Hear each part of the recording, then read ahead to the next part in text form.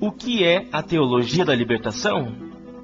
Por que ela suscita tanta inquietação, não apenas no Vaticano, mas no Pentágono, nos cardeais do Santo Ofício e nos conselheiros de Bush? Por que os representantes das Forças Armadas latino-americanas, reunidos em Mar del Plata, Uruguai, em novembro de 1967, consideraram necessário editar um documento confidencial consagrado à sua análise? Evidentemente, porque os interesses em jogo se situam bem além do quadro do debate ideológico ou teológico tradicional. Para os partidários da ordem estabelecida, tanto social quanto clerical, trata-se de um desafio prático ao seu poder. Como Leonardo Boff declarou, a teologia da libertação é, ao mesmo tempo, o reflexo de uma praxis anterior e uma reflexão sobre ela. Mais precisamente, é a expressão e legitimação de um vasto movimento social que surgiu no início dos anos 60, bem antes das novas obras de teologia. Esse movimento compreendia setores significativos da Igreja, como padres, ordens religiosas e bispos, movimentos religiosos laicos, como Ação Católica, Juventude Universitária Cristã, Jovens Trabalhadores Cristãos, intervenções pastorais de base popular, como a pastoral operária, a pastoral camponesa e a pastoral urbana, e as comunidades eclesiais de base. Sem a prática desse movimento social, que se poderia batizar de cristianismo para a libertação, não se pode compreender fenômenos sociais e históricos tão importantes quanto a escalada da Revolução na América Central ou a emergência de um novo movimento operário no Brasil. Esse movimento, em sua vertente católica, se chocou com a oposição vigorosa do Vaticano e da hierarquia da Igreja na América Latina, a Conferência dos Bispos da América Latina, dirigida pelo bispo colombiano Alfonso López Trujillo.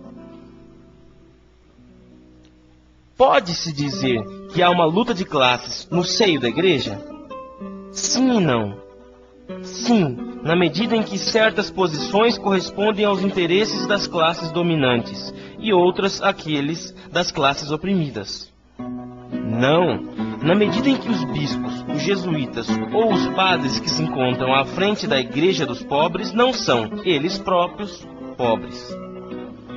Sua adesão à causa dos explorados é fruto de considerações espirituais e morais, inspiradas por sua cultura religiosa, sua fé cristã e a tradição católica. Além disso, essa dimensão moral e religiosa é um fator essencial na motivação de milhares de militantes cristãos dos sindicatos, das associações de bairro, das comunidades de base e das frentes revolucionárias.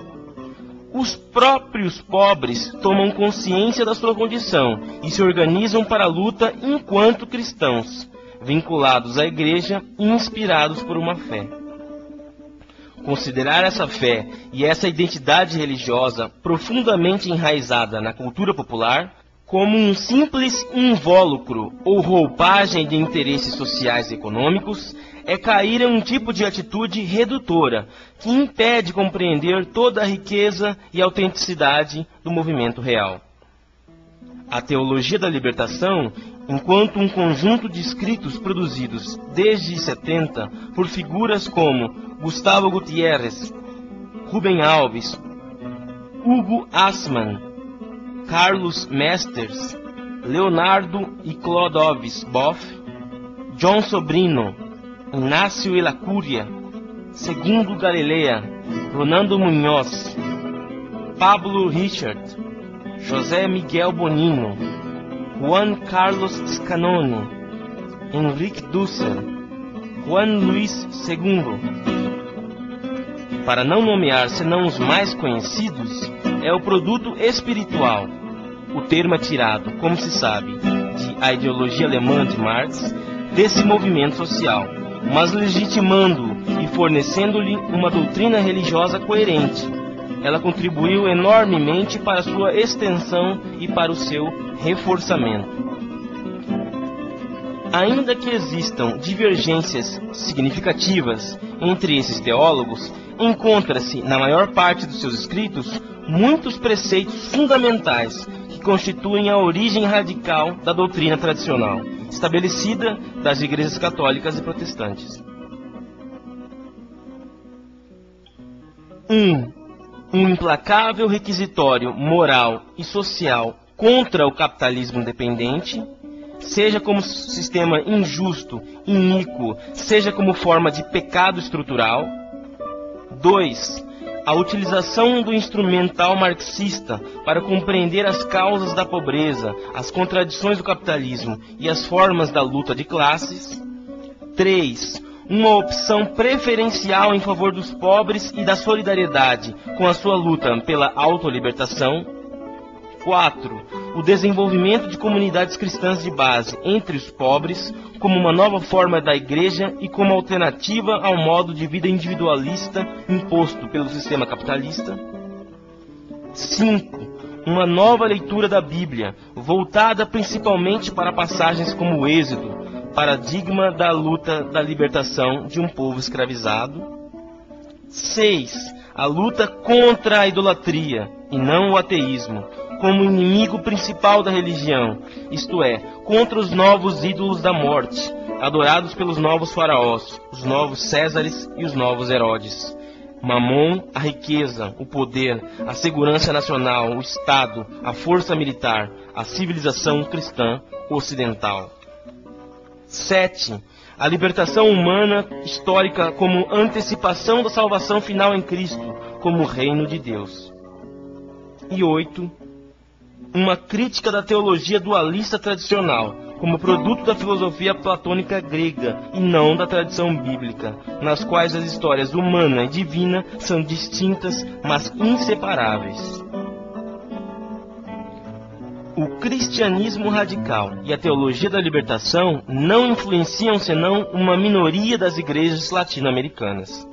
Na maior parte, a tendência permanece conservadora e moderada, mas o seu impacto está longe de ser negligenciável, em particular no Brasil, onde a Conferência Nacional dos Bispos do Brasil, a CNBB, apesar da pressão insistente do Vaticano, tem se recusado a condenar a teologia da libertação.